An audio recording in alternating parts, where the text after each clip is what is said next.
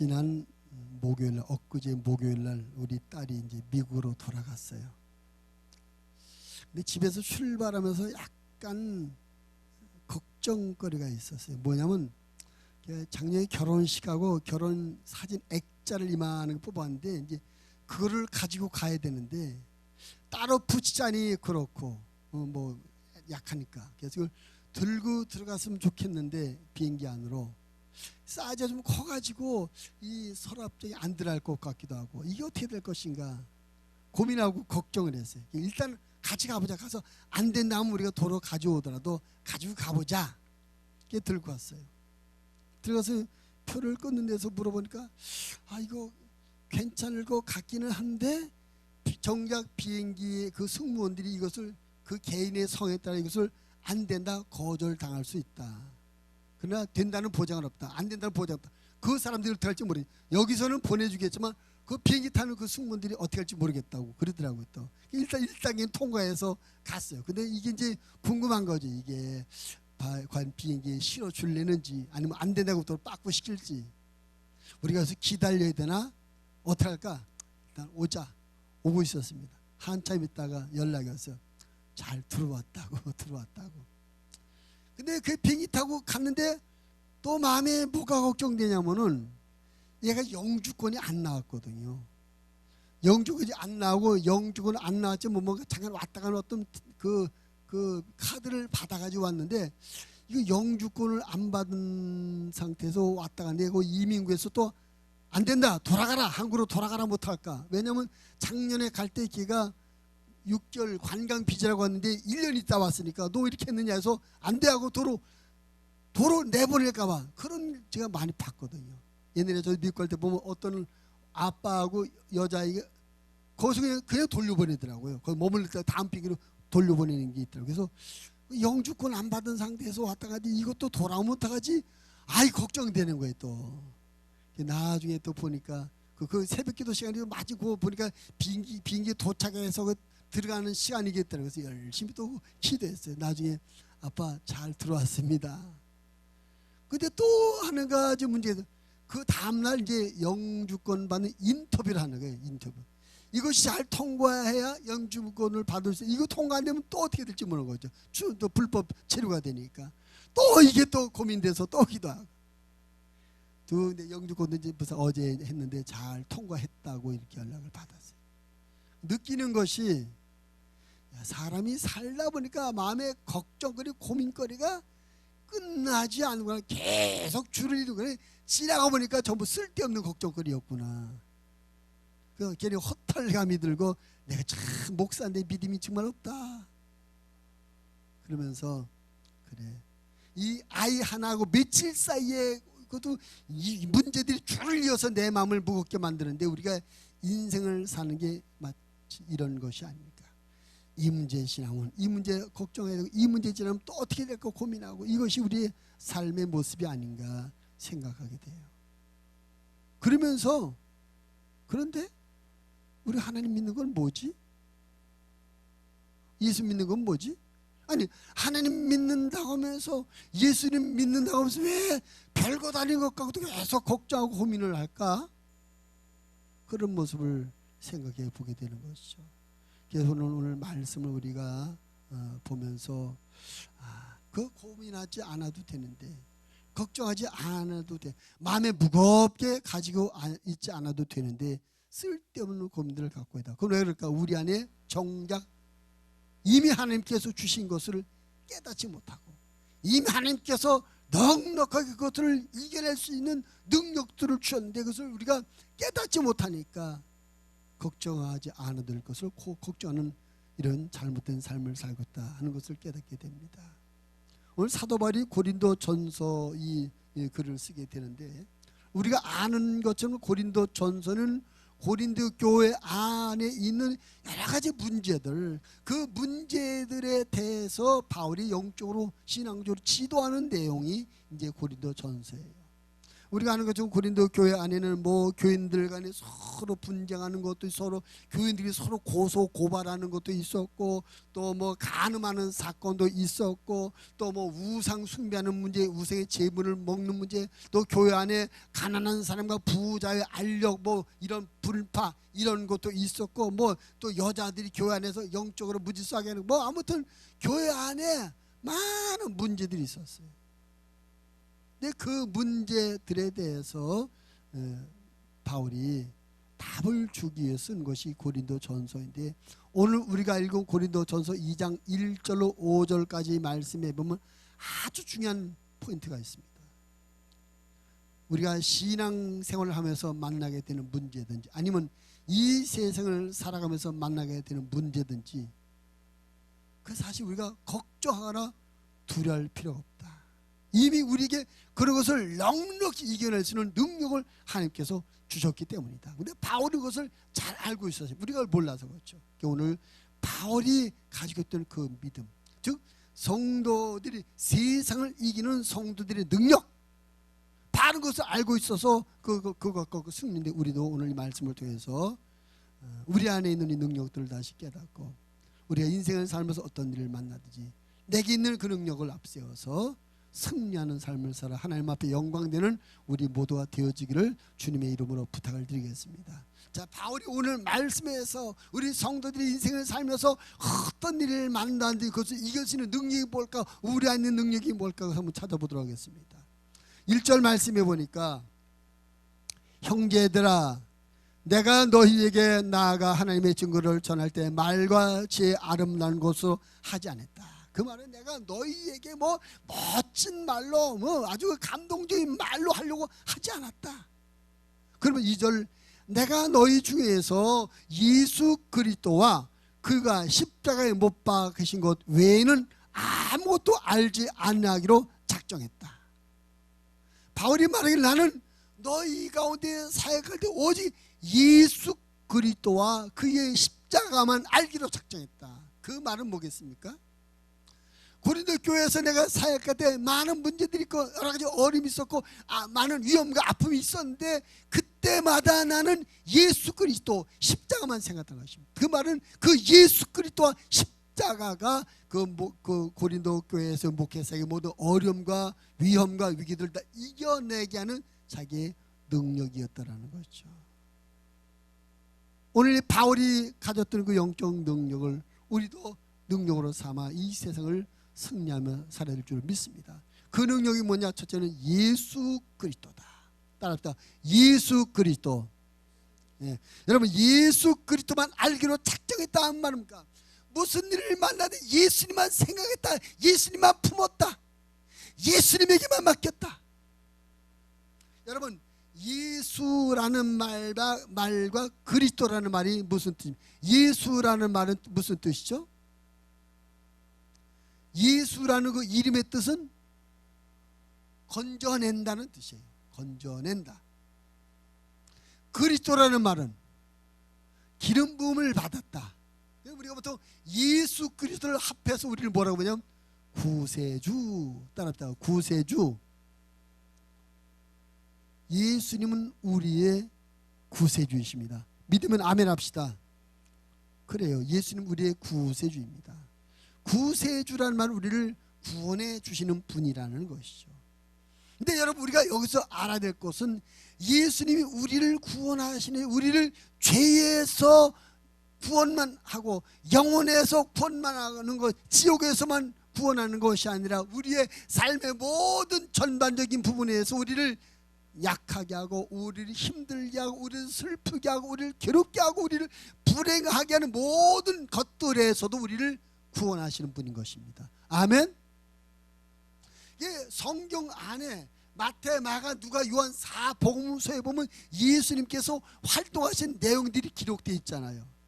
그 예수님 활동하신 기록들을 한마디로 뭐 한 거냐? 구원하신 거다. 병든 사람을 만나면 병에서 구원해 주셨고, 마음의 상처를 받은 사람을 만나면 그 마음의 상처에서 그를 구원해 주셨고, 어떤 죄책감으로 말미암아 그를 진 인생을 사는 사람을 만나고 그 죄책감에서 구원해 주셨고, 사람들에게 무시되고 사람들에게 따돌림 받는 그런 비참한 삶을 살고 있는 사람을 만나면 그 상태에서 그를 구원해 주셨고, 가난한 사람을 만나면 가난해서 구원해 주셨고, 슬픈 사람을 만나면 슬픔에서 구원해 주셨습니다. 마태, 마가, 누가, 요한에 나타난 예수님의 사역의 모습은 사람들의 모든 그늘지며 괴롭고 고통스러워 불행한 상태에서 그들을 구원해 주는 사역을 예수님이 하셨고, 그 내용들이 마태, 마가, 누가, 요한에 기록됐습니다. 성경 보면 얼마든지 맞죠. 눈을 못 뜬 사람도 구원해서 눈뜨게 만들고, 걷지 못하는 사람 걷게 만들어주고, 문둥병 고쳐주고, 죽은 사람도 살려내고, 아무튼 다 구원해 주셨어요. 우리는 그 예수님을 믿는 사람입니다. 아멘. 그 예수님을 누구로 믿어요? 나의 구주로 믿습니다. 아멘. 예수님은 나의 구세주이십니다. 그럼 예수님이 나의 구세주라는 말의 의미는 뭡니까? 옛날에 마태, 마가, 누가, 요한 사복음서에 기록한 예수님께서 많은 사람들을 불행의 상태에서, 부정적인 상태에서 구원해 주는 그분이 지금은 나를 구원해 주고 계시다. 지금은 그분이 나의 구원이다. 이 말이 예수님은 나의 구세주란 말이 아니겠습니까? 우리는 주님은 나의 구세주입니다. 예수님은 나의 구세주입니다. 예수님은 구원자이십니다. 이런 고백을 많이 합니다. 근데 여러분, 이 고백이 우리 입에서만 하는 고백이 아니라 우리의 삶에서 고백돼야 될 줄 믿습니다. 삶에서 고백된다는 것이 무엇입니까? 내가 그런 상태, 내가 주님이 건져주어야만, 그런 건져주셔야만 되는 그런 상황에 빠졌을 때 낙심하거나 좌절하거나 두려워하지 않고, 주님, 내가 지금 빠졌습니다. 내가 지금 주님의 건져주심이 필요합니다. 주님의 구원하심이 필요합니다. 나를 좀 도와주세요. 나를 좀 건져주세요. 주님을 바라보고 호소하고 건져달라고 부탁한 이것이 삶으로 주님이 구세주 되심을 고백하는 삶인 줄 믿습니다. 할렐루야. 사람을 찾아갈 때 사람들에게 약간 동정의 면바디는 줄 수 있지만 근본적으로 거기서 우리를 구원해 줄 사람이 없어요. 잠시 잠깐의 위로의 말을 들을 수는 있지만 근본적으로 불행의 상태에서 거기서 우리를 건져주진 못합니다. 사람들은. 그러나 주님은 우리의 구세주가 되셔서 구원해 주십니다. 건져주십니다. 믿으시길 바랍니다. 사도행전 4장 12절 말씀에 보니까 다른 이로서는 구원을 받을 수 없나니 천하 사람 중에 구원을 받을 만한 다른 이름을 우리에게 주신 일이 없습니다. 예수님만이 우리를 구원해 주시는 분입니다. 오늘 이 말씀에 구원이라는 말은 영혼 구원만 말하는 것이 아니라 우리의 삶의 모든 것을 구원하는 것을 말합니다. 할렐루야. 예수님은 우리 삶의 모든 것을 구원해주고 건져줄 만한 능력과 권세가 있으신 하나님이신 걸 믿으시기 바랍니다.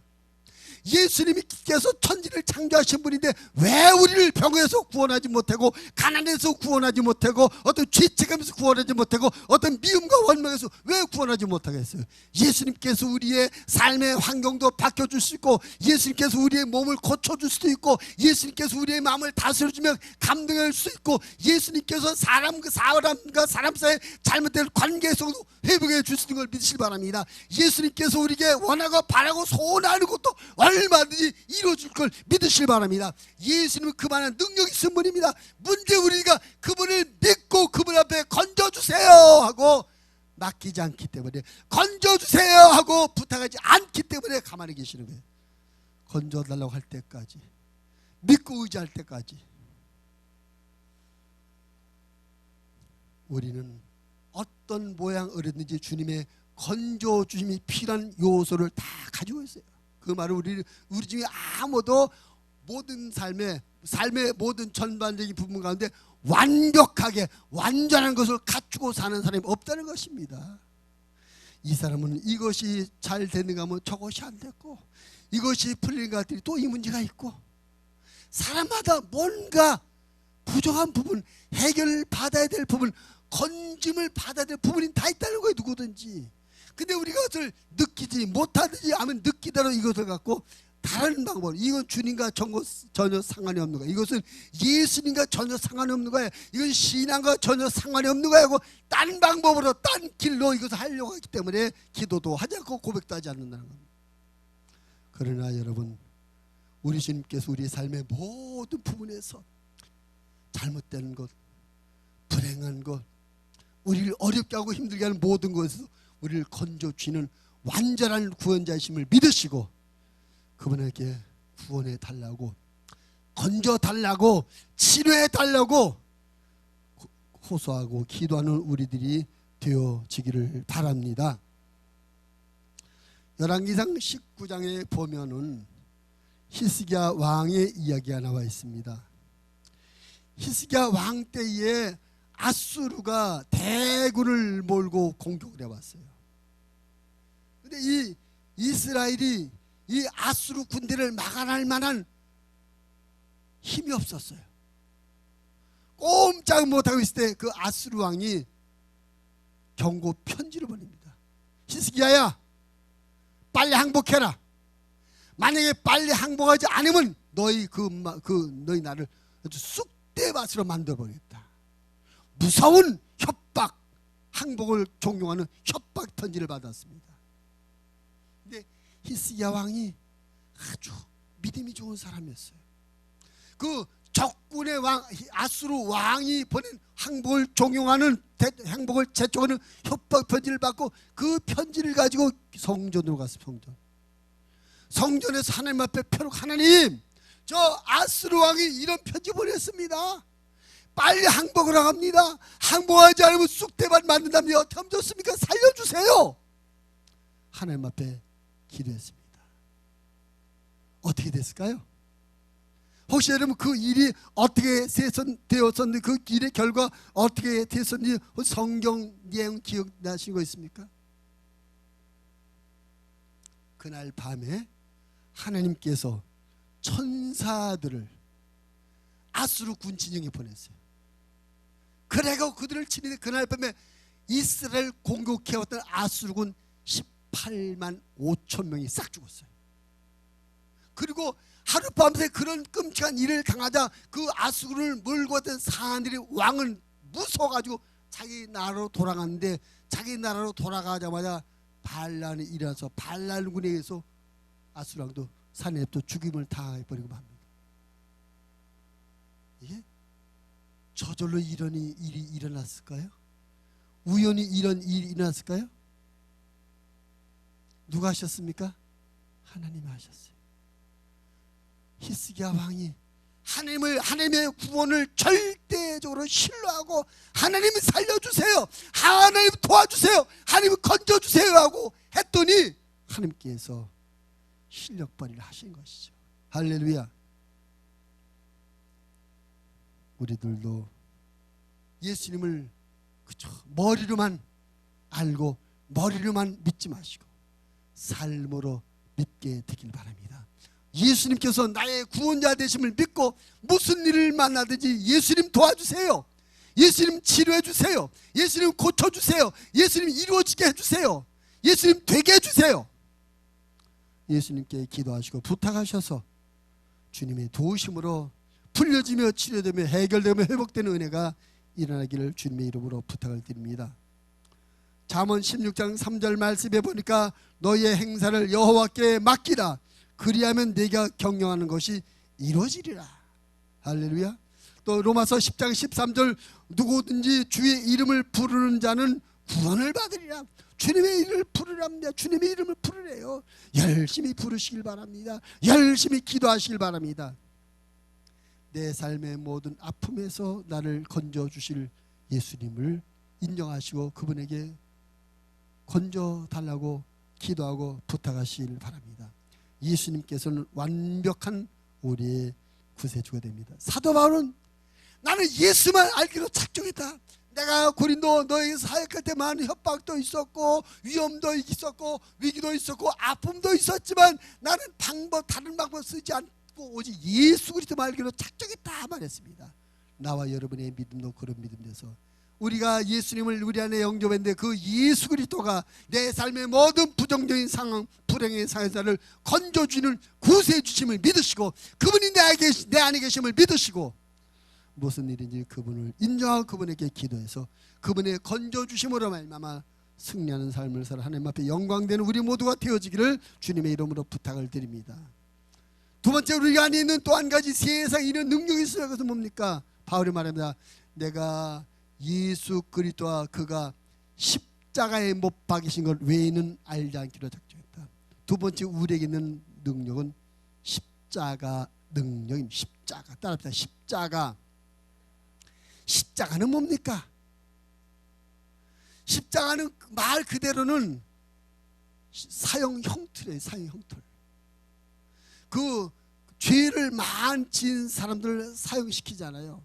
그 사형시키는 방법이 여러 가지 있는데 그 중에 가장 아주 중한 아주 악질 죄를 범한 사람을 죽이는 사형수단이 십자가에 못 박아 죽이는 겁니다.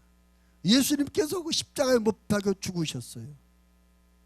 그래서 십자가라는 말은 죽음을 의미하는 죽음. 십자가에서 사형된 게 죽는 겁니다. 자, 바울이 내가 예수 그리스도와 그가 십자가에 못 박힌 것만 알기로 했다. 여러분, 예수님이 십자가에 못 박혀 죽은 것이 바울에게 무슨 힘이 되고 무슨 능력이 될까요? 그 예수님이 십자가에 죽으신 것이 이 세상을 사랑하는 우리들이 세상에서 여러 가지 어려움과 문제를 만날 때 그것을 해결해서 무슨 능력이 될까요? 바울은 성경을 아는 사람입니다. 공부를 잘한 사람이죠. 그리고 그 바울은 종교적으로 뭔가 성공하고 출세해보려는 야심을 가지고 그가 예수님을 만나기 전에 그 바리새파인으로서 기독교를 핍박하고 잡아 죽이는데 교회를 핍박하는데 앞장섰던 사람입니다. 그것이 하나님의 뜻이라고 생각했어요. 그것이 하나님 앞에 잘하는 것이라고 생각했어요. 그런데 예수님을 만나고 그 예수를 믿고 나서 그의 자세가 완전히 바뀝니다. 하나님을 믿는 것 때문에 사람들을 죽이고 핍박하고 압박하는 것이 아니라 오히려 자기가 더 낮은 자리로 내려가서 오히려 자기의 핍박을 당하고 어려움을 당하고 환난을 당하더라고요. 사도 바울이 예수를 만나기 전과 예수를 만난 후에 그의 자세, 이 세상을 사랑하는 자세, 세상에서도 삶의 문제 해결하는 처세 방법이 달라졌어요.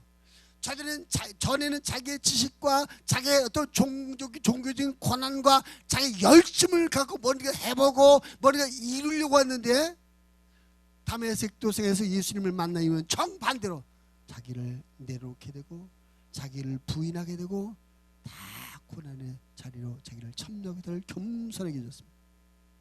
이런 엄청 변화가 왜 바울에게 일어날 것인가, 왜 어떻게 해서 바울에게 이런 정반대 현상으로 변화가 일어날 것인가 생각해 보면 오늘 바울이 한 그 말이 이해가 됩니다. 예수님께서 십자가에 못 박힌 것, 그것이 열쇠란 겁니다. 여러분, 예수님 누구십니까? 예수님이 하나님이십니다. 모든 권세를 가지신 분입니다.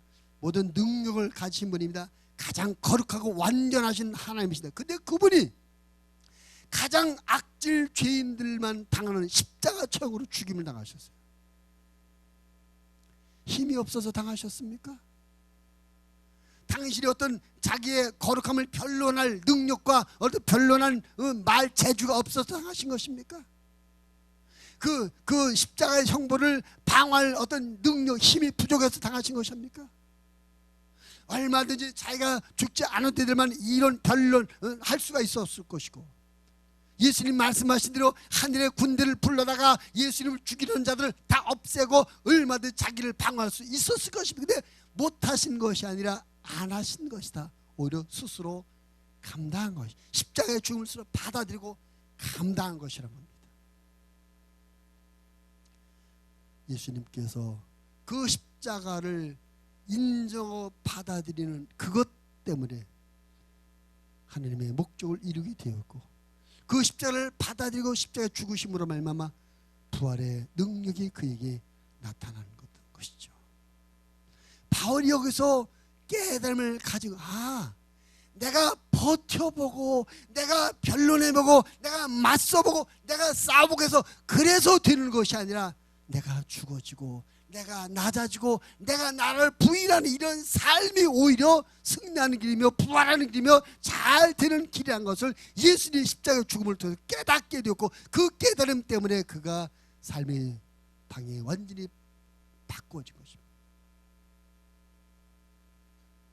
십자가는 죽음을 상징하는 것이며 동시에 그것은 자기를 부인하는 것을 의미를 합니다. 예수님께서 우리에게 이렇게 말씀해, 또 누가복음 9장 23절을 또 무리에게 이르시되 아무든지 나를 따라오려거든 자기를 부인하고 날마다 제 십자가를 지고 나를 따를 것이니라. 예수님께서 우리에게 십자가를 지고 따라오래. 그 십자가를 지기 위해서 앞에서 자기를 부인하고, 십자가는 자기 부인입니다. 자기를 죽이는 거예요. 자기를 내려놓는 겁니다. 이것뿐입니다. 우리가 이 세상에 살아가면, 이 세상을 살면서 만나게 되는 여러 아픔과 고민과 갈등 가운데 적지 않은 부분이 나 때문에 일어나는 거예요. 저 사람 때문이 아니라, 그 나라가 잘못됐기 때문이 아니라, 시대가 잘못됐기 때문이 아니라 나 때문에 아픔도 있고 나 때문에 슬픔도 있고 나 때문에. 왜? 내가 나를 부인하지 않았기 때문에, 내가 나 자아를 죽이지 않았기 때문에, 내가 나 자신을 더 내려놓지 않았기 때문에 불행하게 느끼고 세상을 원망하게 됐고 다른 사람에 대한 비판을 갖게 됩니다. 십자가를 지지 않아서. 예수님은 자기를 부인하고 날마다 제 십자가를 지고 따라오라 했는데, 우리가 그 예수님을 믿는 사람이요 그 예수의 제자라고 하면서 우리는 십자가를 안 지려고 해요. 끝까지 버텨보고 끝까지 싸워보려고 해요. 결과적으로 나는 더 아파지고 나는 더 힘들어지게 되는 거죠. 여러분, 예수님께서 마태복음 실제에서 수고하고 무거운 짐진 자들 다 내게로 와 내가 너희를 쉬게 하리라 하면서 나는 온유하고 겸손하니 내 몽이를 보고 내게 배우라. 그러면 너희에게 쉼을 얻을 것이라. 예수님께서 우리에게 수고하고 무거운 짐을 내려놓고 쉬는 방법을 가르쳤는데 온유하고 겸손하라. 온유하다는 건 뭡니까? 좀 부드러워지라는 거예요. 우리가 딱딱해 있기 때문에 아프다는 거죠. 요즘 겨울철 빙판길에 미끈에 넘어지면 골절 사고를 많이 나는데, 근데 넘어질 때도 아무것도 모르는 철부지 아이들은 넘어져도 안 다쳐요. 근데 어른들은 다쳐요. 왜 그런지 아십니까? 어른들은 넘어지는 순간에 몸에 힘을 바짝 긴장해요. 그래서 바짝 긴장하고 딱딱한 상태에서 부딪히니까 이게 힘을 더 많이 받아서 부러져. 어린아이들은 그냥 넘어지더라고요. 그냥 상태로 넘어지니까 이 부들부들 충격을 흡수해가지고 부러지지 않는 거예요. 온유함이란 그겁니다. 우리가 너무나 딱딱해 있어. 계속 아파요. 조금만 건드려도 이게 부드러워지면 침은 쑥 탄력이 있어가지고 부드러워지니까 흡수해버려. 근데 이렇게 흡수하면 안 아프고 흡수하면 상처도 없고 흡수하면 고난도 없을 텐데 통증도 없을 텐데 흡수하니까 딱딱하니까 아픈 거예요. 겸손은 뭡니까? 낮아지면은 원래 나는 이 사람이니까 남이 나를 뭐라고 해도 그래 나는 원래 이렇습니다. 원래 이 자리가 내 자리입니다. 상처도 받지 않고 기분 나쁠 일이 없어. 근데 내가 스스로 높은 자리에 딱 있는데 내가 이렇게 높은 자리인데 저 사람이 왜 내 앞에 와서 겸손하지 않지? 왜 저 사람이 나를 높여주지 않지? 왜 저 사람이 나를 인정하지 않지? 자기를 높이기 때문에 높아진 자기를 아무도 인정하지 않으니까 거기에 상처받고 기분 나쁘고 싸우는 거예요. 예수님께서 수고하고 무거운 이 세상을 살면서 수고하고 무거운 짐을 내놓고 쉽게 사는 방법은 우리를 좀 딱딱하고 굳어진 마음을 좀 부드럽게 만들고 높아진 우리를 스스로 내려가라. 이 말을 예수님이 다른 방법에서 자기를 부인하고 십자가를 지라는 거예요. 예수님께서 십자가를 지었습니다. 얼마든지 앉을 수가 있었어요. 그러나 십자가를 짐으로 말미암아 인류를 구원하는 하나님의 목적을 이루게 되고 하나님께서 그에게 부활의 영광을 주신 줄 믿으시길 바랍니다. 여러분 잘 생각해보세요. 요즘 무슨 문제 때문에 고민하고 있고 속상한 마음을 갖고 슬픈 마음을 갖고 마음의 부담을 갖고 계십니까? 혹시 그것이 내가 나를 부인하지 못했기 때문에 일어나는 문제와 아픔은 아닌지 한번 생각해 보십시오. 내가 나를 나를 죽었다고 생각하면, 내가 나를 부인하면, 내가 나를 없는 것으로 생각하면 그 사람이 한 말이 내가 상처되지 않아요. 근데 내가 살아있고 내가 자존심을 세우고 내 어떤 것을 세우려고 하니까 내가 누구냐 함부로 나한테 그렇게 말해. 왜 나한테 함부로 대접해? 하다 보니까 기분 나쁘고 싸우고 이게 상처가 되는 거죠. 우리 삶에 일어나게 되고 우리 삶에 나를 슬프게 하고 나를 아프게 하고 나를 괴롭게 하는 많은 부분이 내가 십자가에 죽지 않았기 때문에, 내가 나를 부인하지 않았기 때문에, 내가 오냐고 겸손해지지 않았기 때문에 내가 만든 아픔이며 고난이며 슬픔일 수가 있다. 물질의 문제도 그렇고 사람과의 관계도 그렇습니다. 내가 나를 내려놓고 오히려 섬겨주고 나눠주며 높여주는 그런 마음을 갖게 될 때 오히려 우리 마음에 평화가 오게 되고 온갖 시비와 다툼 갈등에서 우리가 해방을 받게 될 줄로 믿습니다. 우리가 바보라서 그런 게 아니라 예수님이 바보라서 십자가에 죽으셨습니까? 예수님이 바보라서 십자가에 죽은 것이 아니에요. 우리가 바보라서 내가 나를 낮추고 나를 비우고 상대방을 높이게 인정하죠. 내가 바보라서가 아니라 그것이 예수님께서 우리에게 보여주는 행복해지는 방법이며 이 세상을 이기는 방법으로 보여준 것입니다. 예수님께서 우리에게 입증해 주셨어요. 그렇기 때문에 우리가 가자, 십자가 지자, 나를 부인하자, 겸손해지자, 온유해지자, 그런 말씀인 것입니다. 인정하시면 아멘. 세상에는 그런, 저 바보 아니야 바보? 잘못한 거 없는데 왜 잘못했다고 그래요? 그만한 실력인데 왜 이렇게 대접을 못 받고 저러지? 세상의 눈으로 볼 때 바보 같아. 그러나 하느님의 눈으로 볼 때는 십자가를 짊어지고 가는 거죠. 십자가의 삶을 사는 것이죠. 예수님께서 지신 십자가 나도 진다는 믿음으로 매일매일 나를 부인하고 겸손의 자리로 내려앉을 때 나를 억압하고 나를 힘들게 했던 문제는 사라져 버리고 참된 평화와 기쁨과 안식이 우리에게 깃들게 될 줄로 믿으시기를 바랍니다. 내가 양보하고 내가 손해보고 내가 무시를 당한다고 세상은 나를 우습게 보지만 하나님은 오히려 그런 우리를 인정해 주시고 그럴 때 오히려 내게 참된 은혜와 축복과 승리가 오게 되는 걸 믿으시길 바랍니다. 할렐루야. 사울 왕과 다윗 왕과의 관계를 한번 생각해 보십시오.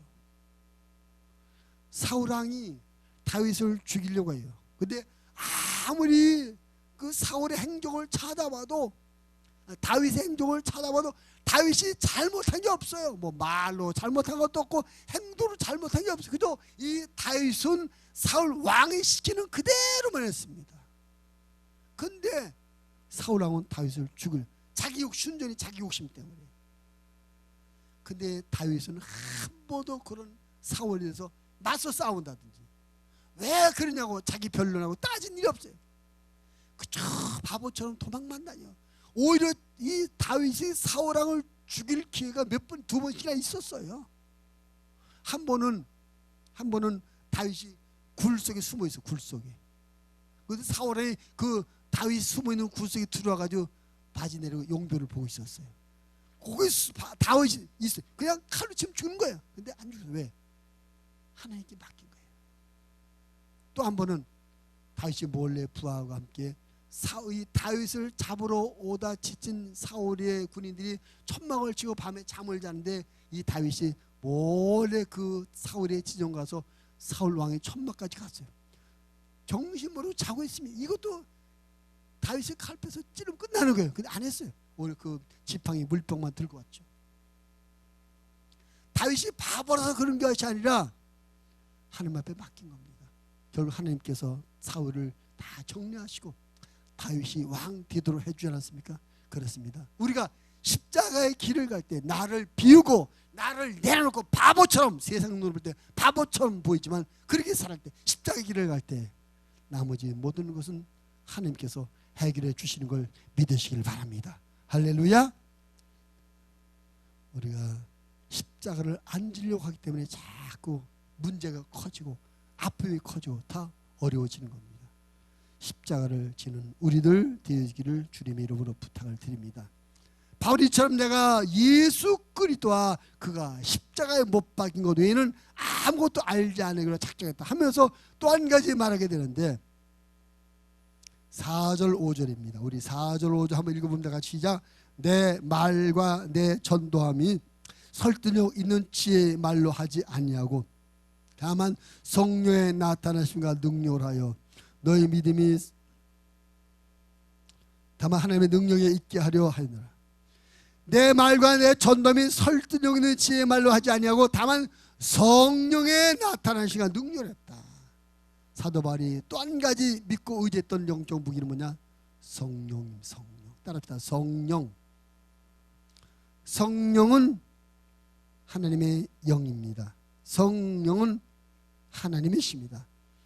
그리고 성령은 우리 안에 계신 하나님이십니다. 따라합시다. 성령은 내 안에 계신 하나님이시다. 우리 안에 누가 계시다고요? 성령님이 계시죠. 성령. 근데 그 성님 우리 안에 와 계시는데 우리 안에 왜 우리 안에 오셨냐? 성령 우리 안에 오신 이유, 목적이 뭐냐? 그분이 우리를 도와주러 오셨습니다. 그래서 그분을 우리를 돕는 그 성령의 다른 이름을 우리가 보혜사라고 따라합니다. 보혜사라는 말, 이 말은 다양하게 원어는 파라클레토스, 뭐 영어로는 뭐 컴포터, 여러 가지 말이 뭐 위로자, 뭐 변론자, 상담자, 헬퍼, 돕는 자, 이끌어준 자, 여러 가지 말. 아무튼 성령님 우리 안에 오신 목적이 우리를 도와주려고 오셨어요. 근데 하나님이신 성령님이 우리를 도와주려고 우리 안에 오셨는데 우리가 그 성령님을 인식을 하지 못하고 살아요. 그 성령의 도움을 전혀 기대도 안 하고 살아요. 내가 하려고. 근데 바울은 내가 뭐 멋있는 말로 너희들이 감동할 멋진 그런 말로 하지 않았다. 성령만 의지하고 했다. 바울은 자기가 배운 학식, 자기가 가졌던 로마 시민권, 자기 어떤 종교 지파 이런 전혀 의지하지 않고 오직 성령만 의지했다. 성령만 의지했다. 그랬습니다. 그랬더니 성령의 도우심으로 그의 사역이 승리한 줄로 믿습니다. 여러분, 바울 안에서 바울을 돕던 그 성령님이 지금은 여러분 안에 와 계신 걸 믿으시길 바랍니다. 옛날에 바울을 돕던 성령님 지금은 여러분을 돕고 계신 걸 믿으시길 바랍니다. 우리가 먼저는 내 안에 성령님이 와 계시구나. 성령님 내 안에 와 계신 목적은 나를 도와주려고 와 계시구나. 이것을 인식하고 성령님을 의지하는 우리의 믿음이 되어야 될 줄로 믿습니다. 아멘. 믿고 의지해야 돼요. 그래서 성령님 도와주세요. 성령님 어떻게 할까요? 성령 인도해 주세요. 이러면 성령님 우리를 도와주시고 우리가 성령의 도우심을 따라가게 되면 우리는 안 될 것 같으나 되고 망할 것 같으나 승리하며 성공하는 삶을 살게 되는 걸 믿으시길 바랍니다. 성령님 우리를 도와주시는데 어떻게 도와주십니까? 우리의 성령님은 다른 말로 진리의 영이라고 합니다. 진리의 영. 성령이 진리의 영이다. 하나님의 말씀을 기록할 때 성령께서 사람들을 감동하셔서 말씀을 기록하게 하셨어요. 그래서 하나님의 말씀의 주인이 성령이다. 그래서 성령님이 우리 안에서 우리로 하여금 하나님의 말씀을 깨닫고 하나님의 말씀 이해하고 하나님의 말씀을 믿도록 우리를 도고 우리로 하여금 하나님의 말씀대로 살도록 우리를 도와주는 것입니다. 근데 이게 상당히 중요한 문제예요. 왜? 우리가 아파하고 우리가 고통스러워하고 우리가 불행하다고 느끼는 여러 가지 문제들의 이유가 하나님의 말씀에서 벗어났고 하나님의 말씀과 다르게 행했기 때문에 이런 고난과 아픔과 어려움이 찾아온 거예요. 근데 성령님 우리 안에 오셔서 말씀을 깨닫게 하고 말씀을 들어 내가 하나님의 말씀에서 멀리 와 있네. 내가 하나님의 말씀대로 산지 알았대. 알고 오늘 말씀 보니까 하나님의 말씀과 다른 방향으로 내가 나왔네. 성령님이 나를 깨우쳐 주셔서 돌아가자. 말씀으로 돌아가자. 우리가 말씀을 벗어나서 문제가 생겼다면 말씀으로 돌아오면 문제는 해결된 것 아니겠습니까? 할렐루야. 성령님께서 진리의 영으로 우리에게 말씀을 이해하고 말씀을 깨닫게 하셔서 우리가 말씀에서 이탈되고 말씀에서 불순된 것을 다 원상복귀 회복해 해서 말씀으로 돌아오게 함으로 말미암아 우리의 삶의 문제 아픔을 해결받게 만들어주는 것이죠. 또 성령님 누굽니까? 성령님은 하나님의 뜻이 하나님이십니다. 성령님은 누구보다도 하나님의 뜻을 잘 아시는 분이죠.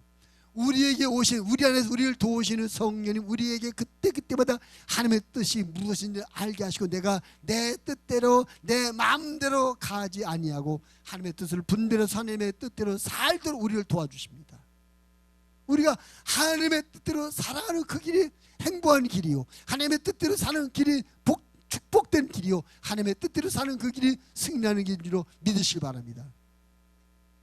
성령께서 우리 하나님의 뜻을 분별하게 하셔요. 우리 하나님의 뜻을 몰랐기 때문에 자꾸 내 뜻을 고집해. 근데 성령이 오시면 우리에게 그건 내 뜻이지 하나님의 뜻은 그게 아니야. 하나님의 뜻을 깨닫게 하고 우리 마음을 하나님의 뜻으로 감동해 주시죠. 그래서 성령의 감동을 하심을 따라 하나님의 뜻을 따라가면 그 길이 망하는 길처럼 보지만 사실 그 길이 복된 길이 되는 것이고 그 길이 안 될 것 같지만 하나님의 뜻이 된 길, 그 뜻으로 가는 길이 되면 그 길이 승리하며 복된 길이 되는 걸 믿으시기 바랍니다. 성령 우리를 이기도 오시고 뿐만 아니라 성령 우리를 어떻게 도우시고 사도행전 1장 8절의 말씀이 뭐라고 말씀하십니까? 오직 성령이 너에게 임하시면 너희가 뭘 받아? 권능을 받고 성령이 우리 안에 오셔서 능력으로 우리를 도와주십니다. 그 말하는 능력은 사람이 할 수 없는 능력이에요. 내가 능력이 없어서 아픈 거예요. 능력이 없어서 고통스러운 겁니다. 뭐 여러 가지 경제적 능력, 건강의 능력, 지식의 능력, 세상의 능력 아무튼 능력이 없기 때문에 우리가 내 마음대로 만족한 삶을 살지 못하고 능력이 없기 때문에 건강한 삶을 살지 못하며 능력이 없기 때문에 우리가 부유한 삶을 살지 못하고 능력이 없기 때문에 행복한 삶을 살지 못하는데 내가 능력이 부족해서 당하는 이 모든 것을 우리를 도우시려는 성령께서 우리 능력이 아닌 당신의 능력 성령의 능력으로 역사하셔서 우리를 도움으로 말미암아 우리의 삶을 풀어주며 해결해 주는 걸 믿으시기를 바랍니다. 할렐루야. 성령님은 우리가 할 수 없는 것을 하시는 분입니다. 요한 1서의 말씀을 잠깐 볼까요? 요한 1서 4장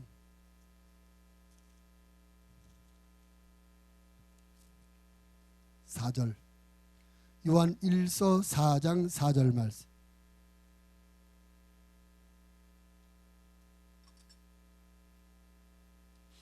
읽겠습니다. 자녀들아 너희는 하나님께 속하였고 또 그들을 이겼나니 이는 너희 안에 계신 이가 세상에 있는 자보다 크심이라. 할렐루야. 우리 안에 계신 분이 누구라고요? 성령 하나님. 그 성령께서 세상에 있는 자보다 크다. 우리가 왜 실패하는 거고 우리가 왜 아픈 거고 우리가 왜 고통스러운 거예요? 세상이 나보다 크니까 문제가 나보다 크니까 그래서 힘들고 아픈 거예요. 근데 나는 작아서 이 문제를 해결할 수 없어 그 문제에 얻어맞고 그 문제에 짓눌려서 고통스러워 아픈데 우리 안에 계신 성령님은 그것보다 크신 분. 나는 작아서 얻어맞고 힘들지만 그분이 세상에 있는 것보다 크시니까 우리가 그분을 의지하고 그분을 앞세 가면 성령께서 당신의 능력으로 우리들이 해결할 수 있는 능력, 해결해서 문제를 풀어주고 날 아프게 하는 문제를 풀고 해결하는 걸 믿으시길 바랍니다. 성령께서 우리를 도와주시는 보혜사, 우리를 돕는 자이십니다. 어디 계시다고 그분이? 내 안에. 왜 우리 안에 계실까요? 언제나 어디서나 함께 하시고 언제나 어디서나 도와주려고. 따로 떨어지면 떨어졌을 때 우리가 도움받지 못하잖아요. 근데 우리 안에 계시가 언제나 어떤 때나 도움받을 수 있어요. 우리가 그분을 인식해야 되죠. 깨달아요. 내 안에 계신 성령님 도와주세요. 이 문제를 도와주세요. 우리 안에 계신 성령께서 나를 도와주러 오셨다. 말씀으로 나를 인도해 주시며 하나님의 뜻으로 깨닫게 하시며 하나님의 그분의 능력으로 나를 도우시러 오셨다 믿으시고 그 성령님을 늘 의지하시고 그 성령님에게 도움을 구하셔서 그 성령의 도움받아서 우리의 삶에 여러 가지 문제를 해결하고 아픔을 극복하고 승리하고 기뻐하는 하나님의 사람으로 살아갈 수 있게 되기를 바랍니다. 사도 바울은 말합니다. 내가 고린도에서 사역할 때 여러 가지 위험이 있었다, 두려움도 있었다. 그러나 오직 예수 그리스도 십자가 성령 셋만 의지했다. 여러분 예수 그리스도 십자가 성령 이것은 하나님의 사람들 성도된 나와 여러분이 세상에 어떤 도전 어떤 문제 어떤 아픔도 넉넉히 이기게 하는 능력인 줄로 믿습니다. 우리에게는 이 능력 의지해서 예수 그리스도 십자가 성령 앞세 의지해 사셔서 우리를 힘들게 하고 우리를 아프게 하는 모든 것을 이기며 극복하고 승리해서 행복하고 복된 삶을 살아 하나님 앞에 영광이 되어지는 우리 모두가 되어지기를 주님의 이름으로 부탁을 드립니다. 하나님 아버지